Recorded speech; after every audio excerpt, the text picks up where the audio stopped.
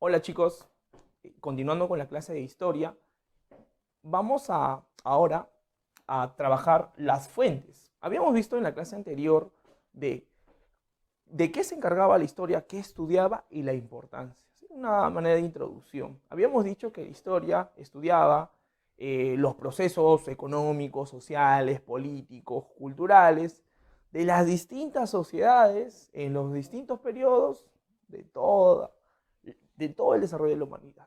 ¿Sí? Y cómo estos procesos han influenciado en las sociedades actuales. De eso se encarga la historia, ¿no? La importancia radica en encontrar los aciertos y errores que han cometido esas sociedades para no volverlo a cometer. ¿Sí? La idea es desarrollar, avanzar. Fuente de la historia. Ahora, debemos, debemos entender ¿y cómo se construye la historia? El historiador tiene que basarse en algunas fuentes para poder legitimar lo que dice. Vamos a mencionar algunas de las más importantes. Tenemos las fuentes escritas. Las fuentes escritas. Estas vienen a ser fuentes, documentos que se han escrito y que han quedado en la historia donde uno recurre para, para verificar los aciertos de un hecho. En fuentes escritas tenemos los diarios que han dejado muchos personajes, tenemos las cartas que se escribían, tenemos los periódicos también acá. Muy bien, entonces escritas vienen a ser todo documento escrito, como cartas, diarios, tenemos también las crónicas. Recuerda que cuando los españoles llegaron, empezaron a escribir estas crónicas, ¿no? A detallar lo que vieron, entre otros. Otras fuentes viene a ser las fuentes arqueológicas. Fuentes arqueológicas. Fuentes arqueológicas. Estas fuentes vienen a ser restos materiales que dejaron ciertas épocas y que lo podemos tomar para reconstruir. Por decirlo, en las culturas peruanas no existía la escritura, es muy difícil. Si no tenemos esta, podemos recurrir a otras fuentes arqueológicas. ¿Qué nos dejaron las culturas peruanas? Nos dejaron cerámicas. ¿Sí? Recuerda una de las culturas en las cuales nos podemos apoyar en sus fuentes materiales para reconstruir toda su sociedad, la mochica. Ahí está grabado todas las actividades. Tenemos también centros arqueológicos, monumentos, como Machu Picchu. Tenemos momias, a partir de ello podemos reconstruir cuáles fueron los personajes más importantes, porque no todos se enterraban de la misma forma. Muy importante. Y también tenemos textiles, entre otras cosas. Otra fuente, tenemos las etnográficas. Estas fuentes, estas fuentes no son ni escritas ni materiales, son fuentes que se han ido construyendo en determinadas épocas. Por decirlo, las costumbres, las tradiciones, las danzas, los platos típicos, a través de ello podemos reconstruir la historia. Te voy a mencionar unos ejemplos etnográficos. Tenemos las danzas. Un ejemplo, cuando vienen los españoles trayendo la cultura occidental y con ello al dios que ellos adoraban, había, había personajes indígenas que se resistían. Entonces muchos de esos personajes, para dar la contra a esta invasión de estos españoles, empezaron a adorar a lo diferente, a lo antónimo de su Dios. Por decirlo, si ellos adoraban a Jesús, ellos van a empezar a adorar a lo diabólico, ¿no? Entonces, entre las danzas más controversiales estaría la danza de tijeras, la diablada. Entonces, te preguntarás por qué algunas danzas de la sierra tienen esos personajes diabólicos. Entonces, mucho de ello podemos encontrar que existe una resistencia cultural. Otro tenemos los platos típicos. Los platos típicos. Los platos típicos también podemos descifrar algunas historias. Un ejemplo sería el ají de gallina. ¿Te has puesto a observar cómo el ají de gallina está hecho así de una forma curiosa? Huesitos, pellejitos, pollo deshilachado. Entonces existe una explicación por qué lo hacían ahí. Se dice que en la época colonial, cuando los españoles terminaban de comer, echaban sus desperdicios al balde, esa comida le daban a los esclavos. Y claro, y los esclavos, como comían esas cositas, esas huesitos, pellejitos, hicieron un guiso. Y se dice que el origen del ají de gallina es africano. Muy bien, entonces podemos reconstruir con esas cosas. También tenemos algunas tradiciones, costumbres importantes. Son cosas no materiales, ¿no? Ni escritas. Otra de las fuentes que nos permiten reconstruir la historia viene a ser las lingüísticas. Las lingüísticas. Sabemos que en un país no existe un solo idioma, existe diversidad y que estos se van perdiendo, pero los pocos que quedan podemos descifrar todo lo que oculta. En el Perú tenemos entre los idiomas más hablados es el quechua, el aymara y todo ello. ¿Sí? Muy bien, es muy importante. Otra de las fuentes que nos permite reconstruir la historia viene a ser las audiovisuales. Estas fuentes vienen a ser más contemporáneas, vienen a ser fuentes modernas, videos, grabaciones, imágenes. Con eso también podemos reconstruir la época, ¿no? Quiero que me reconstruyas la época la época de la guerra interna, entonces bastantes imágenes, grabaciones, videos, es más contemporáneo. La Segunda Guerra Mundial, bastantes imágenes. Con eso podemos reconstruir. Entonces tenemos acá fotos, grabaciones. ¿Sí? Y último, las fuentes orales. Sabemos que en el Perú no existió escritura y que podemos reconstruir algunas culturas con las fuentes arqueológicas, pero la mayoría de la historia que se conoce del Perú antiguo, algunas han quedado porque han sido transmitidas oralmente. Tenemos acá los mitos, las leyendas y en otros tenemos las frases. A través de esto podemos reconstruir también la historia, ¿no? Entonces, fuente de la historia se llama aquellas cosas que necesitamos para reconstruir. Muy bien. Ahora, también tenemos la ciencia. Sabemos que la historia es una ciencia, pero no basta solamente la historia para conocer toda la realidad. Necesitamos apoyarnos en otras ciencias que nos van a dar ahí una mano para poder entender toda la realidad. Voy a mencionar algunas. Son varias. En realidad todos se complementan, pero voy a mencionar algunas que pertenecen al campo de las ciencias sociales. La antropología. Tenemos la antropología. Tenemos la geografía, la arqueología. La arqueología. Tenemos la economía. ¿Sí? Todas las tenemos la sociología. La antropología. ¿Qué estudia la antropología? Bueno, la antropología estudia al hombre entendiéndolo como un ser cultural, entendiéndolo como un ser vivo. ¿Sí? Entonces vamos a poner estudia al hombre como ser cultural, como un ser cultural. La geografía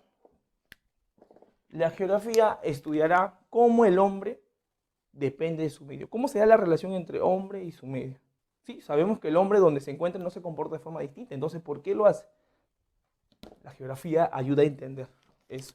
La relación estudia la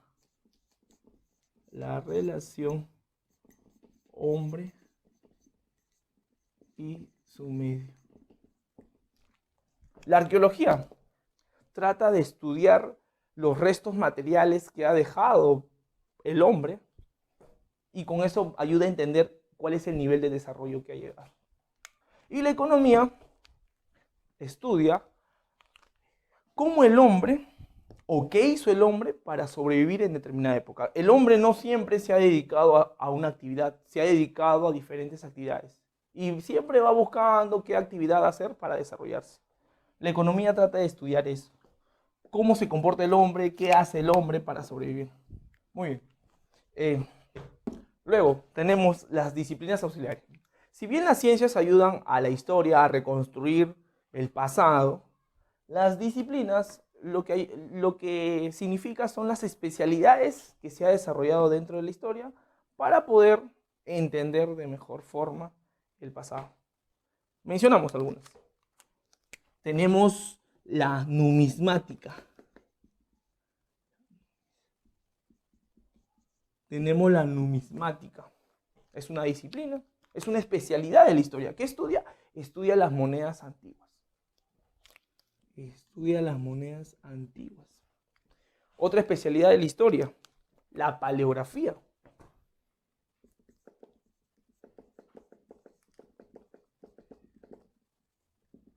La paleografía estudiará la escritura antigua. Recuerda que las escrituras del siglo XVI, siglo XVII, siglo XVIII y actualidad han ido variando. La RAE constantemente se modifica, entonces tiene que haber una especialidad que ayude a entender esas palabras que ya dejan de funcionar y todo ello. Estudia las escrituras antiguas.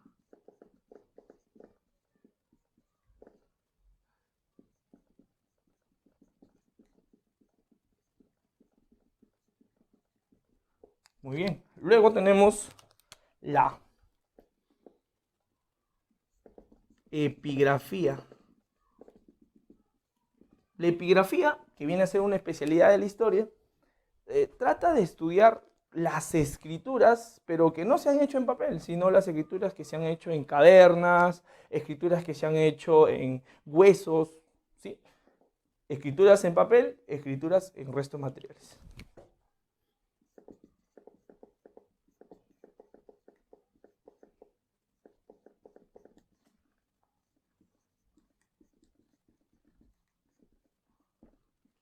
Muy bien. Otra disciplina importante es la heráldica.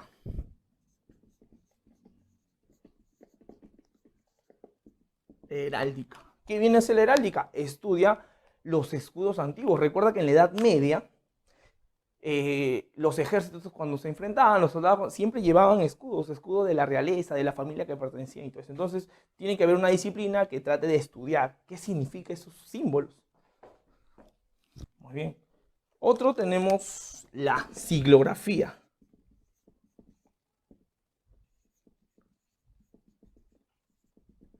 Tenemos la siglografía.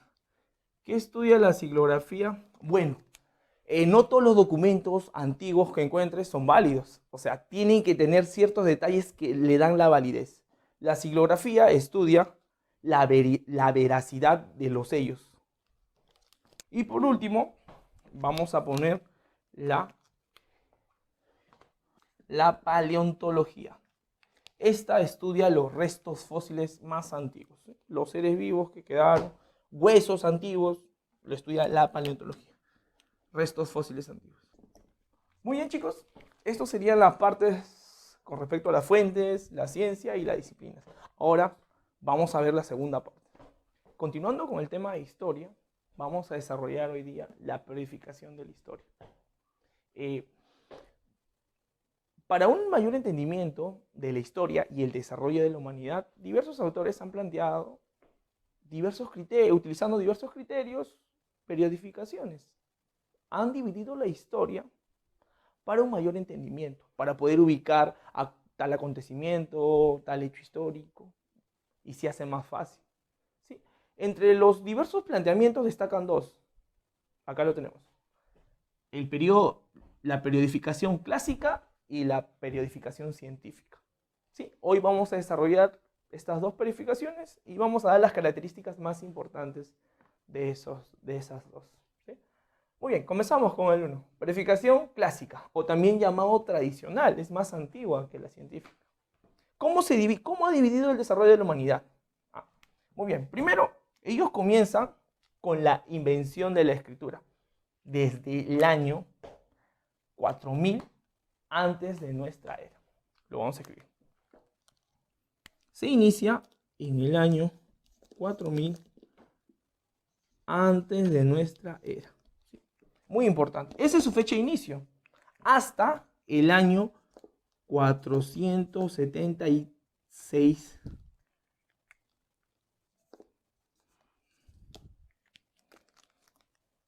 ¿Cómo se llama ese periodo que va del año 4000 hacia el año 476? Se conoce como Edad Antigua. Edad Antigua. Muy bien. Ahora te preguntarás, profesor, ¿y por qué utilizaron estas dos fechas? Muy bien, algo.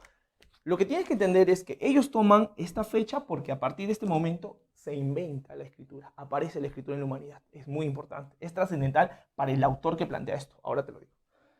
¿Y por qué hasta la fecha del año 476 después de nuestra era? Porque ahí es cuando cae el imperio más grande de la historia, Roma. La caída de Roma. Muy importante, la caída de Roma. ¿Sí? Al periodo que va entonces en el año 4000 hacia el año 476 se conoce como Edad Antigua.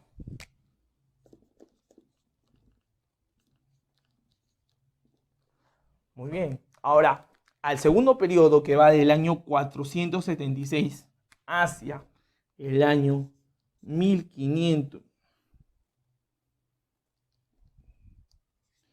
1453, después de nuestra era, se le conoce como Edad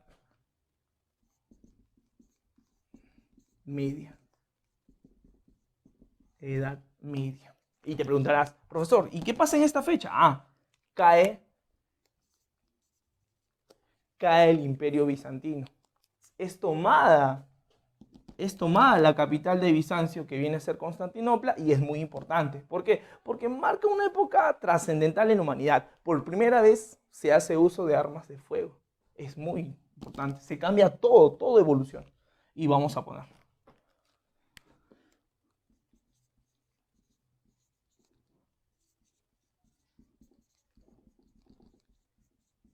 Muy bien. Edad Media, desde el año 476 hasta el 1453. Luego sigue la Edad Moderna.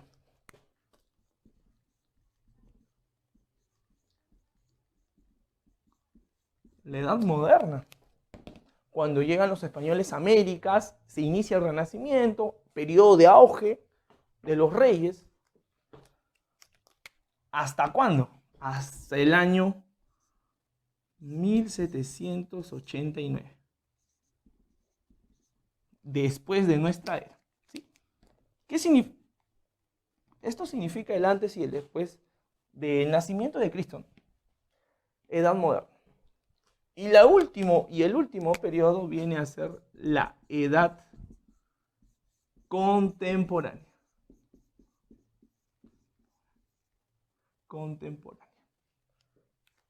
¿Hasta cuándo va?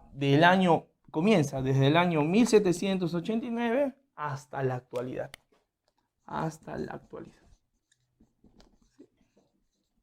Es una periodificación que hoy en día lo toman muchas universidades, así que tengan en cuenta esto.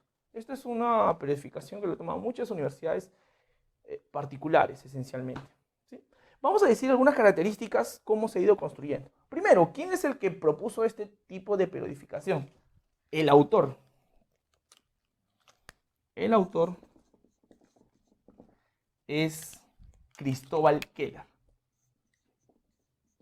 Cristóbal Keller. ¿Sí?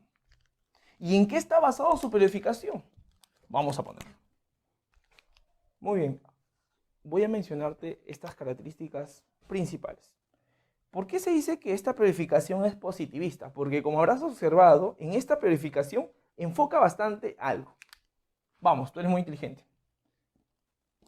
¿Qué es lo que está enfocando? Bastante, los años. Esta periodificación valora bastante los años. Los años. Por eso se dice que es positivista. Le da mucha importancia a los datos, las fechas. Es esa historia. La eurocentrista, ¿por qué se dice que es eurocentrista? Si te das cuenta, estas fechas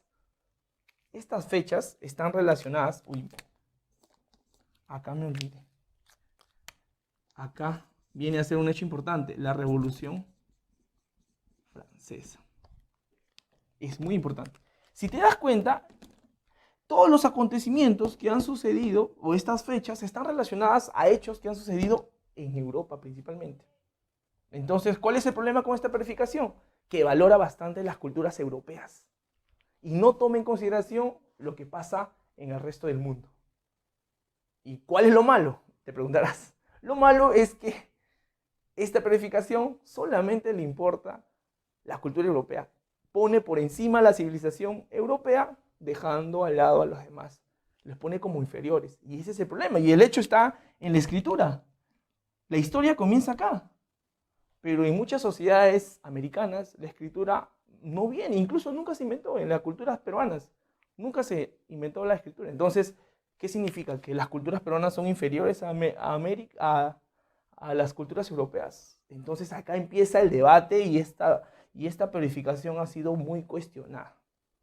¿Sí? Y claro, y hay que agregar un dato más, hay que agregar un dato.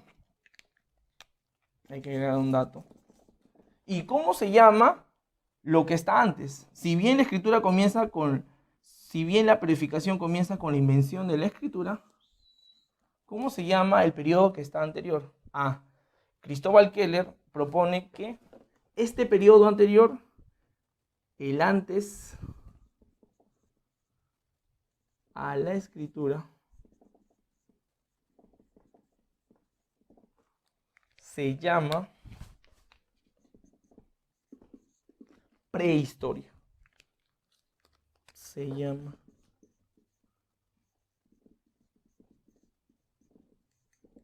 llama prehistoria. Ten mucho en cuenta esto. Si bien en la periodificación no está, pero sabemos que si acá empieza la historia, todo lo que viene después, todo lo que está debajo, toda la evolución del hombre en sus homos, Homo habilis erectus, se llama prehistoria. Ten en cuenta eso que han preguntado. ¿Sí? Ahora explicaremos la periodificación científica, que es la que más se usa actualmente. Muy bien, ahora tenemos la periodificación científica, o también llamado periodificación materialista. Los autores vienen a ser los alemanes Karl Marx y Federico Engels, y lo divide de la siguiente forma. La historia inicia en el periodo comunidad primitiva. Comunidad primitiva. Sigue su desarrollo, la humanidad sigue su desarrollo y llega al segundo periodo. Esclavismo. Sigue evolucionando la sociedad y llega al tercer periodo, tercer momento, llamado feudalismo. Sigue su desarrollo y llega al cuarto periodo, y es en el que nos encontramos ahora, llamado capitalismo. Recuerda que las periodificaciones sirven para poder ubicar más fácil los hechos geográficos. Ahora, la diferencia que vas a encontrar uno y otro, te lo voy a mencionar. Como verás, acá no vas a encontrar datos y tampoco vas a encontrar ciudades. A diferencia de que en la tradicional o la clásica sí encuentras fechas, encuentras ciudades. ¿Y por qué esta periodificación no lo tiene? Muy bien, entonces vamos a las características. ¿Por qué lo elaboró de esta forma? Vamos a señalar 4 características principales. Primero, el autor o autores. Vienen a ser los alemanes que te mencioné, Karl Marx y Federico Engels. Segundo, esta periodificación trata de analizar no fechas, sino trata de analizar la estructura. Trata de analizar el sistema que ha creado el hombre. trata de estudiar las relaciones sociales que ha hecho, que ha logrado conseguir el hombre. Te explico. En la comunidad primitiva, en la comunidad primitiva viene a ser un periodo donde el hombre recién está evolucionando y las clases sociales no existen, debido a que el hombre, su mayor desafío es luchar contra la naturaleza, porque busca conseguir alimentos.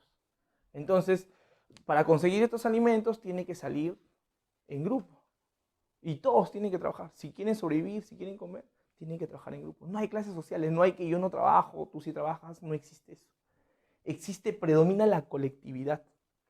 Y eso es lo que trata, en este periodo vas a encontrar bastante. En el segundo periodo, que viene a ser el esclavismo, ya habla de una época donde los estados están más desarrollados y donde algunos estados, en su afán de expandirse, van a dominar a otros y lo van a esclavizar. Por eso se llama esclavismo.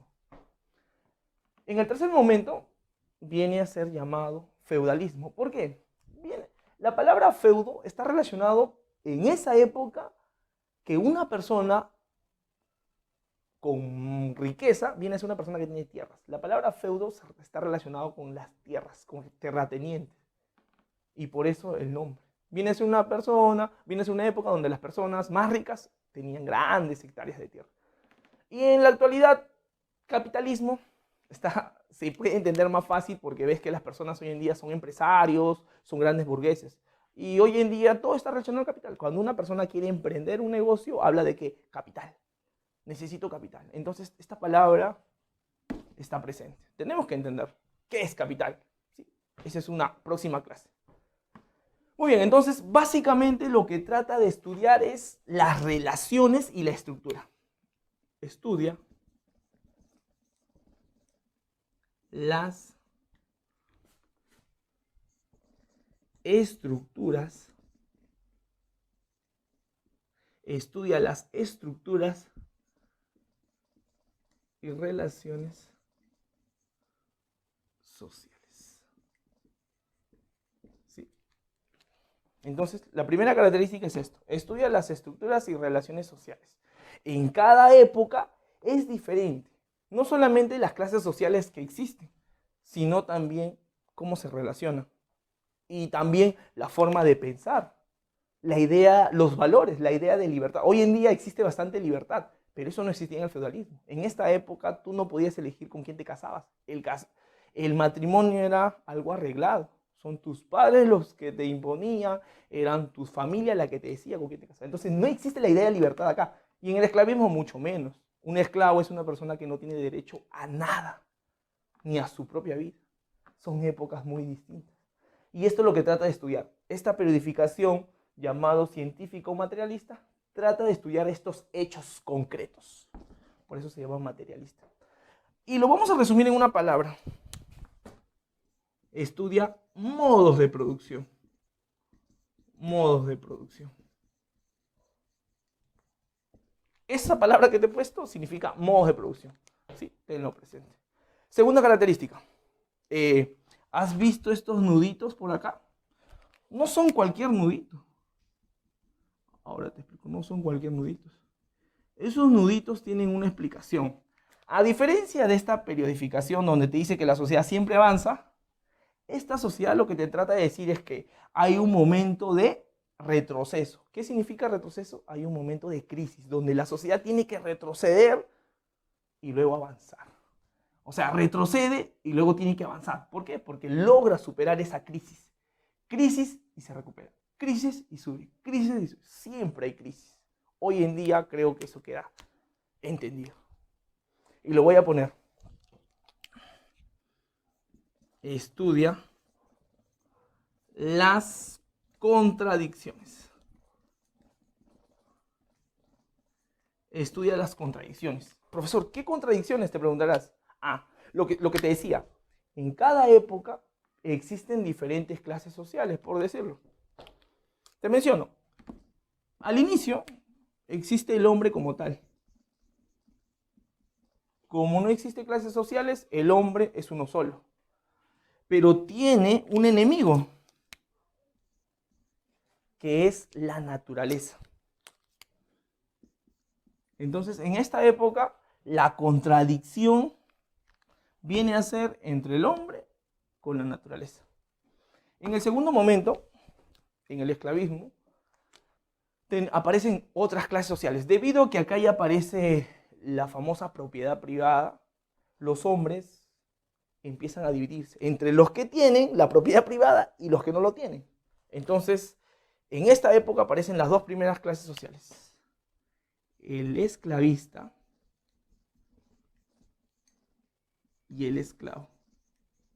Ese es el segundo momento de la historia. Esclavista, el esclavo. El esclavista, el que tiene la propiedad privada, y el esclavo, el que no tiene ni derecho a su vida. En el feudalismo aparecen otras clases sociales. Es otra forma de vivir. Aparece el señor feudal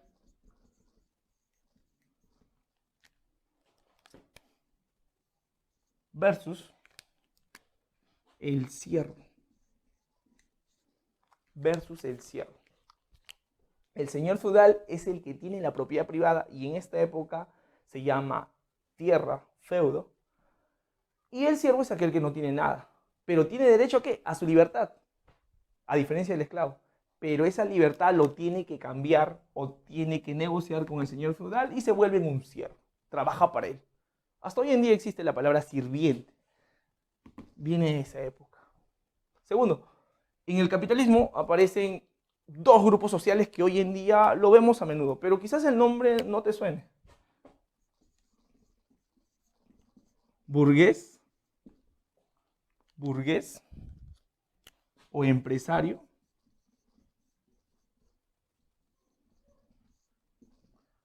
versus ¿con quién se enfrentará el empresario? Con los que paran saliendo a las calles, ¿no? Obreros.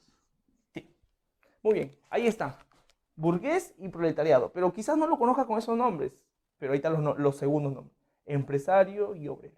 Claro. Y creo que te hace más fácil entender. ¿Qué significa contradicción? Contradicción significa lucha constante. El empresario, ¿qué es lo que busca? Maximizar sus ganancias. El obrero, ¿qué es lo que busca? Derechos. Pero esos derechos es un costo para el empresario. Entonces los dos están en constante conflicto. Y así ha pasado en cada época. Tienes que entender. Por eso, contradicción. Crisis y avance. Estudia las contradicciones. La lucha entre clases dominantes y clases dominadas. En eso está basada esta periodificación. Tercero, ¿qué determina que una sociedad avance? Muy bien, cuarta característica. Muy bien, la cuarta característica es más o menos entender de qué depende el avance. El paso de una etapa a otra depende del desarrollo de las fuerzas productivas. ¿Sí? ¿Qué significa eso? Que una sociedad avanza no es porque dice ya llegamos acá y avanzamos. No es tanto así, sino que lo que diferencia a una sociedad de otra no es lo que hace, sino cómo lo hace. La agricultura se descubrió acá, pero la agricultura se hace acá, se hace acá, se hace acá. ¿Y qué lo diferencia?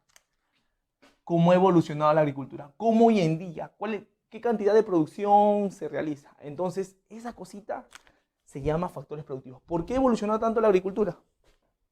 Por las máquinas que utiliza, porque el hombre hoy en día es más capaz, tiene las capacidades y tiene todas las herramientas tecnológicas. Entonces, eso es lo que diferencia a una época de otra.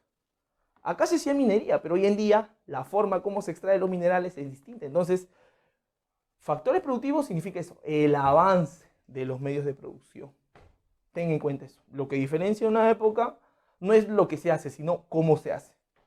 Y eso tenemos que aprender. Muy bien, chicos, estas dos verificaciones son las que más importantes y son las que preguntan constantemente en un examen de admisión. Te plantean, ubícame un hecho en tal época, o utilizas esto o utilizas eso. ¿Sí? Este es más datera, por eso se llama positivista.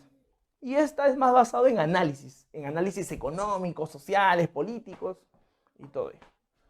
Muy bien, chicos, espero que se haya entendido y nada, cuídense.